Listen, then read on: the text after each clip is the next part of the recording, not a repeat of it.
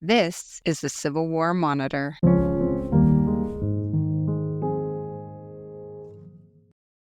Civil War Curious is brought to you by the Civil War Monitor, a magazine that offers a fresh view of America's greatest conflict through the contributions of the country's top historians.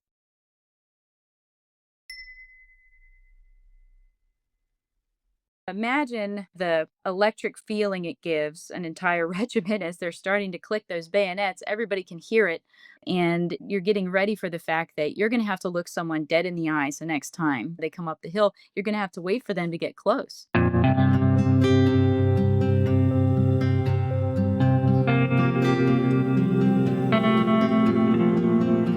I'm Terry Johnston, publisher and editor-in-chief of the Civil War Monitor, and this is Civil War Curious, our podcast in which we get experts to answer your Civil War questions. On today's episode, I'm joined by Jessie Wheedleton, a licensed battlefield guide at Gettysburg National Military Park.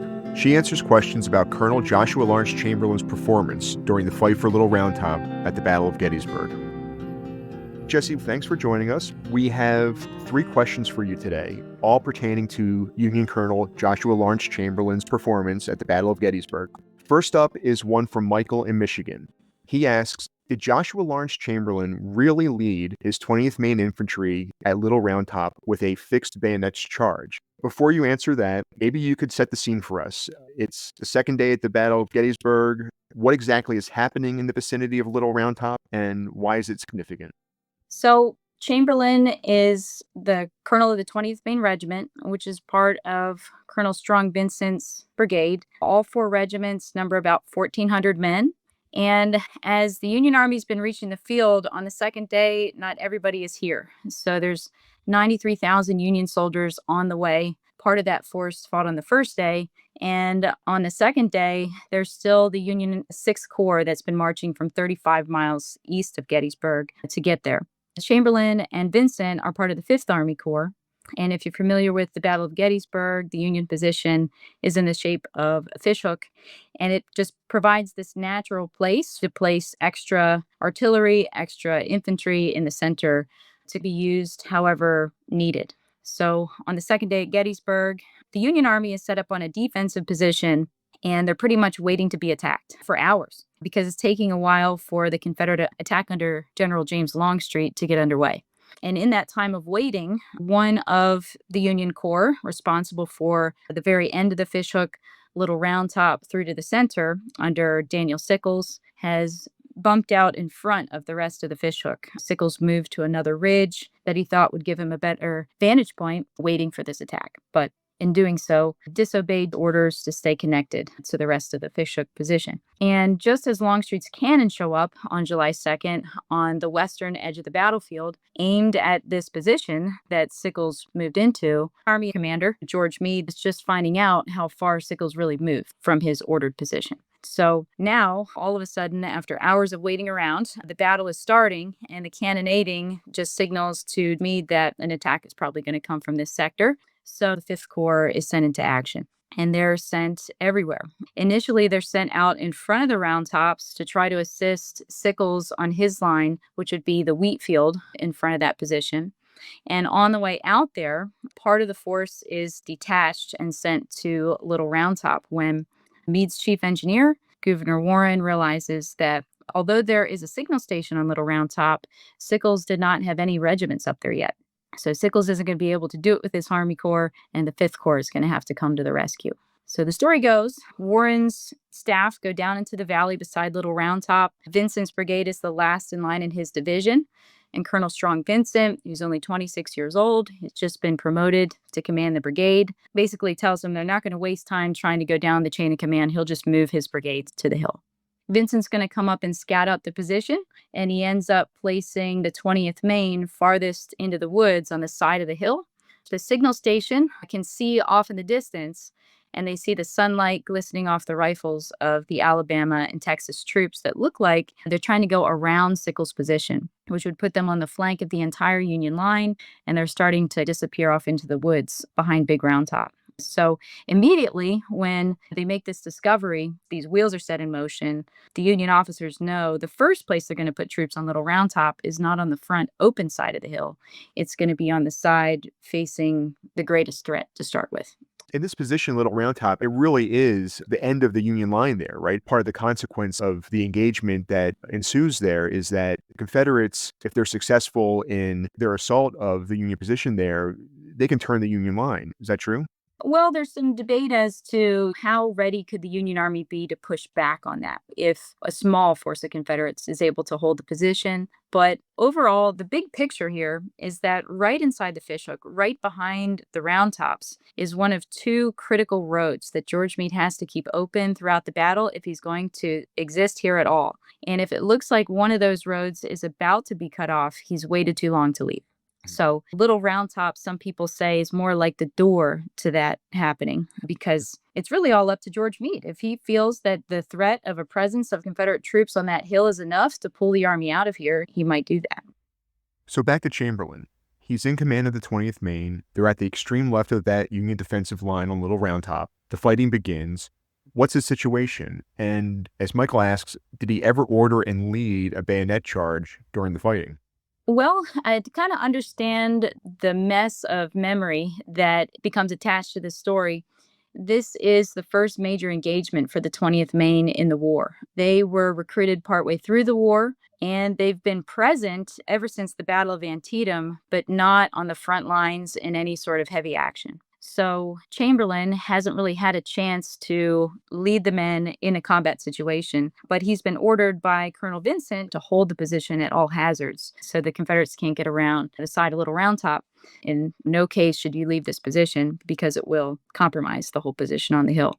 So Chamberlain, he's got about 380 men. The size of a regiment is dwindled from 1,000 to an average of that for any regiment north and south at the battle. And split into 10 companies, a company is 30 to 40 people. So understanding the magnitude of his order and his position, he's going to detach one company, Company B, even farther out into the woods to make sure he's still guarding against Confederates going even farther around.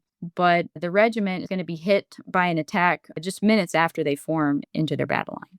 There's going to be multiple attempts at their position. The woods of Big Round Top are pretty thick and dense, as opposed to some of the other woodlots on other parts of the battlefield. And so you can't really see people coming too far off until they're pretty much right up on you. And in sorting out the back and forth action, we think the 15th Alabama Regiment might have attacked Chamberlain 5 times before this charge took place. That's another story in itself. But pretty early on, Chamberlain realizes that the two regiments attacking mostly the 15th Alabama, part of the 47th Alabama, it's allowing them to skirt farther and farther around his position. The 15th Alabama has over 400, close to 500 soldiers in their regiment at Gettysburg. So they're on the larger side of average. Initially, in the midst of combat, people are hiding behind boulders, hiding behind trees. And in between surges, there's still people left firing constantly at the 20th Maine. So Chamberlain makes the decision to, as the regiment is firing, slowly inch people farther and farther down and make a pivot point at the left end of the regiment. He's going to move the 2 flag bearers from the center of the regiment all the way down to the left. And as the soldiers shift toward the flags, they're going to bend their line back to the left as they go past them. I'm doing this with my hands, but hopefully I'm doing it well enough with my words. You are. Okay.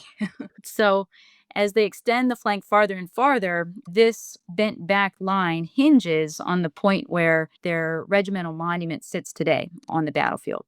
It's that left side that's going to be hit several times after it's been extended. And you just don't really have a lot of time. Soldiers are carrying 60 rounds, maybe more if they filled their pockets, had a chance to grab more.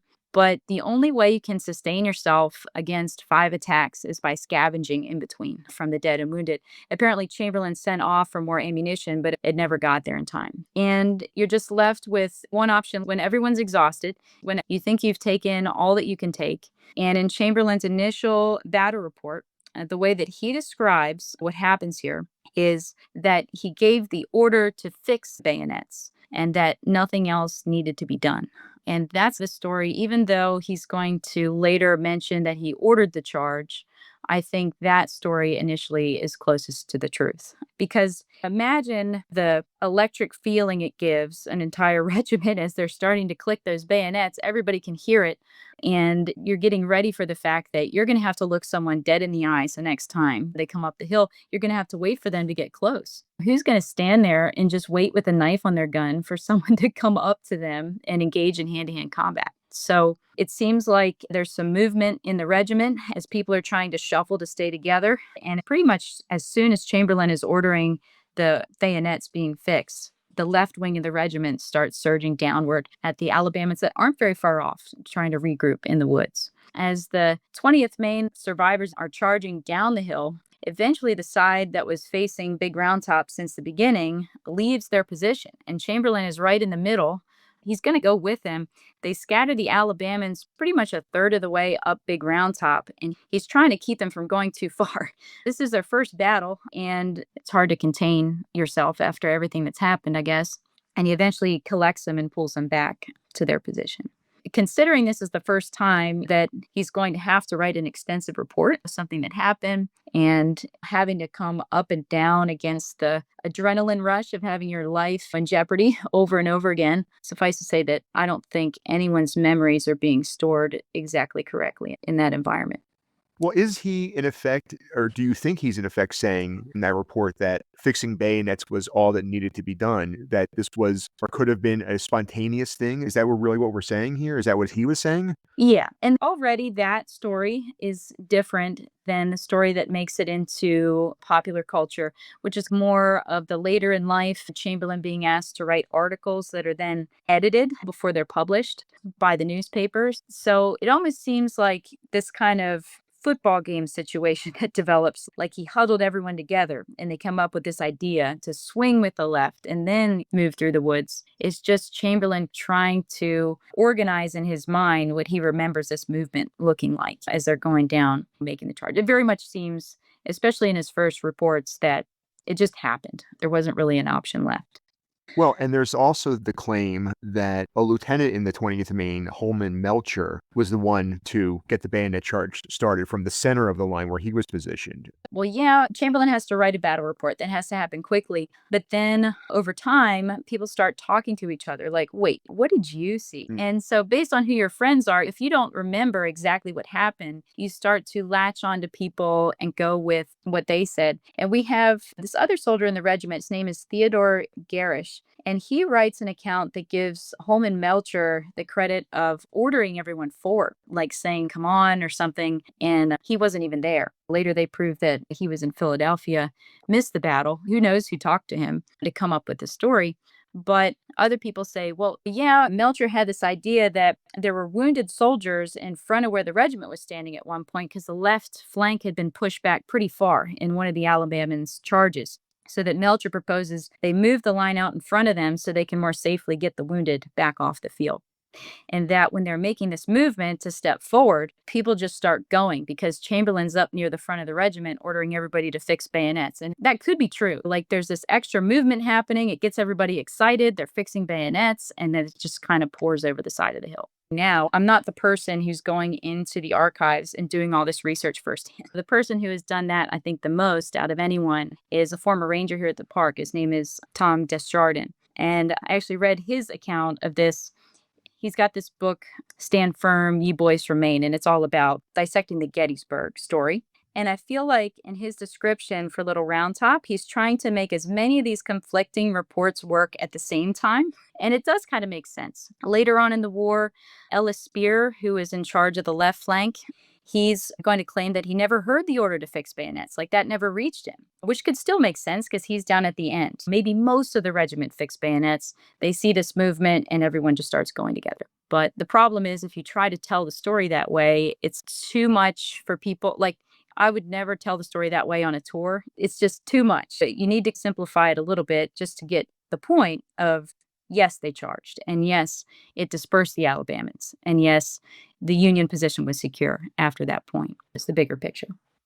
Okay, well, let's get to our second question. This one was submitted anonymously, and it reads, Why has Strong Vincent been relegated to the backseat of Gettysburg, while Joshua Lawrence Chamberlain continues to receive all the glory? So, you had started to sketch out some of Vincent's important role in the run-up to the fight at Little Round Top earlier. What exactly did he do there? And do you agree with the questioner that he's somehow been relegated to this backseat?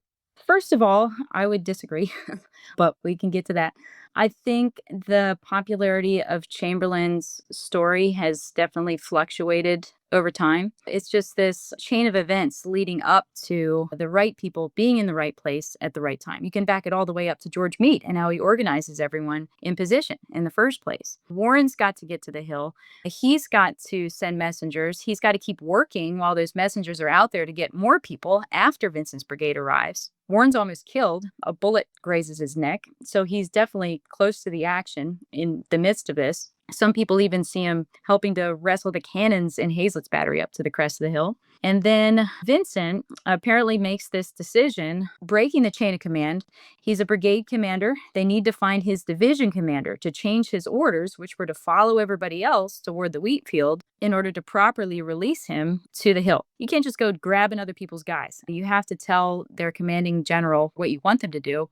Their orders where they're going might be more important. So Vincent can sense that this is important enough. He's going to risk this. He could be court-martialed for this, who knows. But later, General Barnes, the division commander, says, "Oh, I knew about that." Everybody wants credit for it, but you just got to go with your gut sometimes, that Vincent did make this decision. Not only that, but he scouts out a good position on the hill. He follows this rocky outcrop along the side of the hill and makes sure everybody is in a good spot just minutes before the Confederates arrive. While Chamberlain is having the fight of his life over in the woods, the 16th Michigan is guarding the other flank, the right flank, which at that time is in the air. So at the time, just the side of the hill is being attacked and only Vincent's brigade is there. The left and the right are just as important of a position as far as whether they can hold the hill or not. And so at one point, one of the Alabama regiments that had been fighting at Devil's Den starts to come up the hill and support the Texas troops on that side. And it extends far beyond the flank of the 16th Michigan. They're being wrapped from the side. So Vincent steps up on a boulder so he can see down to them and orders them to hold the line. Apparently, his last words were, "Don't give an inch." And the Confederates weren't very far away. He was shot in the stomach and died several days after the battle. But the short answer is Vincent cannot speak for himself in the years afterwards.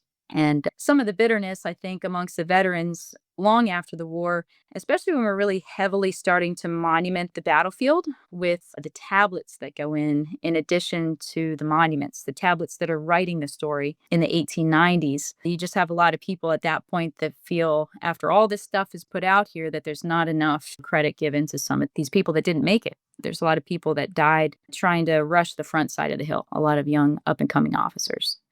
So, actually, I knew that the other guides would agree with me that we certainly don't give Vincent a back seat anymore.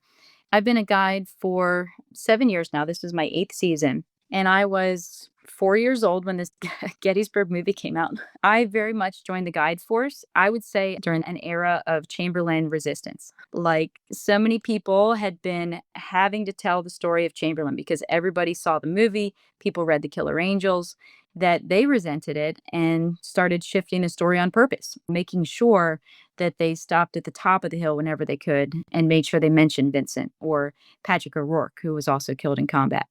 So I polled the guides on Facebook this week. Not all of us are on Facebook, but 43 responded. We have 130 people that still keep their licenses current. Of the 43 people I asked, who is the person you talk about most often on a given tour? 26 said Gouverneur Warren.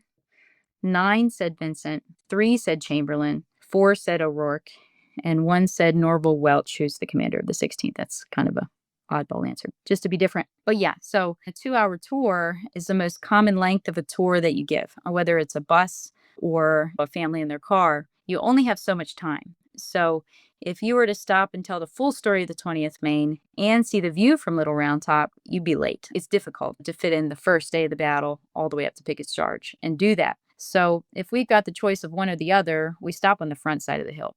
And you could say Warren might get more attention just because there's a statue of him that's pretty prominent on the rocks on the northern side. If you don't talk about him, people are going to ask who that is. So I feel like more of us talk about war, and even if we don't, I wouldn't say we don't want to, but I would say that's most common today. You mentioned the Killer Angels and the movie Gettysburg. I wonder what you think the movie gets right and wrong, specifically as it pertains to the fight on Little Round Top. Well, people are telling more of a story in their later accounts. Battle reports are more cut and dry than these more colorful stories that come out later on, which aren't really as accurate. I always tell people when they ask me about the accuracy of the Killer Angels, it's as accurate as a veteran's memories of combat 20 years later. They remember they were there, they remember most of what happened, but their physical memory has changed over time. They can't help it. And it uses several accounts, but not enough to tell the story the way you would if you're trying to get as close to the truth as possible, more in a way that's entertaining. And I'd say the biggest deviation from fact that the author took intentionally is to move Chamberlain's regiment to a place where they can see Pickett's charge, because there's so much that happened in the 3 days. And just at that point in the story, rather than introducing other people, it's better to have people that witnessed that last event where Armistead is coming over the wall. So that's the biggest deviation from fact in the movie, is that they weren't at the angle in Pickett's charge. But then as far as the bayonet charge, it's much more organized than I think it happened in real life. And it's also probably a lot quieter than it would have been. So starting at 3:30, when Longstreet starts firing his cannons, Lee wants the cannons to fire all over the battlefield. There's something like 300 cannons firing back and forth at each other until sunset. And on top of that, in the midst of this, they're going to roll some cannons up to the summit of Little Round Top that start firing. So they're going to be right behind this. So that's adding to some of the confusion of who heard who say what, because it's pretty loud at this point. Was Little Round Top as heavily wooded as it appeared to be in the movie? From the photos taken not too long after the battle, it doesn't appear to have been. What would those conditions actually have been like at the time as opposed to what the movie looked like? A lot of the wooded areas on the park at the time of the battle were grazed by animals and harvested. The farmers need timber. So that's what the farmer had done to the front side of Little Round Top before the battle. He's harvested the timber. And so there's somewhat of a logging path that they can follow up the backside, but there's no roads around the area. So what they're looking at from the side of Little Round Top is more dense than what they're standing on. And they say a lot of the trees are smaller. They didn't offer much protection. And this is one thing. Chamberlain is upset about the fact that the stone walls that were built by other troops after they left that night were left there. And it makes it seem like his men were hiding behind rock walls when they were fighting on the hill. They were just pretty much standing in this kind of thinly wooded area. They mention a lot of different boulders, like even the Alabamans, like huge rocks that gave them shelter. So I'd say more of the rocks are giving soldiers cover, it seems. All right, well, let's go to our final question then. This one's from Art in Massachusetts. Why is there no monument or memorial to Joshua Chamberlain at Little Round Top on the Gettysburg battlefield? I've read he was approached about it and even given a possible location for one, but that he never seemed interested or willing to push for one, which seems to contradict the narrative that after the war, Chamberlain aggressively promoted himself and the role he played in the Union victory at Gettysburg. What's the real story? I just think there's a line between writing about your experience and having a giant statue of yourself and putting it up while you're alive. It's not something that is normal on the Gettysburg battlefield. I'm not even sure. There might be some people who are alive when they get the portrait statues on the Pennsylvania monument, but I was looking through all of the statues of people on the park, and Chamberlain also lives an unusually long time. He dies in 1914. And it's not too long before he dies that they're trying to figure out if they're going to do a monument, where they're going to put it. And it's largely the state of Maine who's already approving funding for a monument to Oliver Howard on Cemetery Hill. Now, he's a Corps commander. But Gettysburg is the place where people come to visit the whole war. If they're going to visit one Civil War battlefield, usually this is the one. So the state of Maine is looking at this as their way to recognize Chamberlain, not just for what he did at Gettysburg, but for his eventual promotion to brigadier general and his brevet promotion to major general, accepting the surrender at Appomattox. There's a lot more to this story. He's wounded several times. A friend of mine is working on a project. Rich Goodcoop is another one of the guides, and he likes to dive into subjects that people haven't gone into that much yet. And he's doing one project that's all about the Pennsylvania State Memorial. They're trying to get the memorial done for the 50th anniversary. And Chamberlain is on the Maine State Anniversary Committee. Like, everybody's got representatives from their states that are helping this come together. And Chamberlain visits the battlefield before the reunion, but he's not feeling well and doesn't actually make it in 1913 to the reunion. But there's record of him coming here and visiting with one of the War Department commissioners, John Page Nicholson, who was a veteran at the Battle of Gettysburg. He's in his 20s, Chamberlain's in his 30s during the battle. And Nicholson is a big Chamberlain fan as well. Not sure who the representative from Maine was that was also the fan and wanted this to happen, but they mentioned trying to get him to decide on a spot, and he's just not responding to their letters. Then he takes him out there, and he doesn't seem like he wants to do it. There's only one other monument to a person that is a lower rank than Colonel, Major William Wells, who was another Medal of Honor recipient for a cavalry charge on Big Round Top. But again, it's kind of unusual to find a place for a monument to yourself while you're alive. And I just think that's where he drew the line. Okay, well, that was the final question. Although, are there any final thoughts or words on Chamberlain's role at Gettysburg that we haven't brought up that you think are important to share? Yeah, I was on that bandwagon of not wanting to give Chamberlain too much credit, thinking maybe I spoke too highly of the purpose and everything. And I think that's what kind of rubs some people the wrong way about his writings after the war. But I've come to think over time that Chamberlain is in person different than the person we perceive in his writing. Throughout the war, throughout his service in the regiment, people like him. Even Ellis Spear, who criticizes him pretty harshly sometimes, apparently is still trying to push to get Chamberlain's pension increased in his later years, and he doesn't want him to know about it. So they still remained acquaintances or even friends throughout their life.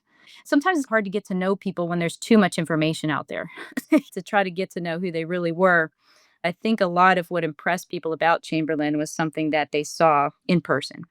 He does an excellent job managing the entire battle line. He's got to make sure on Little Round Top he's staying connected to the right flank.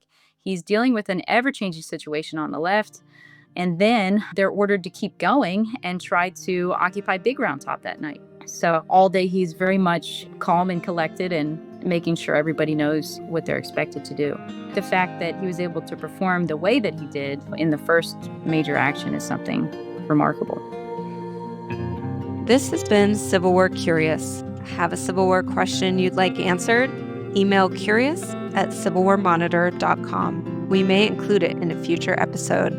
This podcast is a production of the Civil War Monitor and is the property of Bayshore History, LLC. For a complete transcript of this episode, or to learn more about the Civil War Monitor, visit our website, civilwarmonitor.com, or follow us on social media @Civil War Monitor. Please give us a like and a review on your favorite podcast app.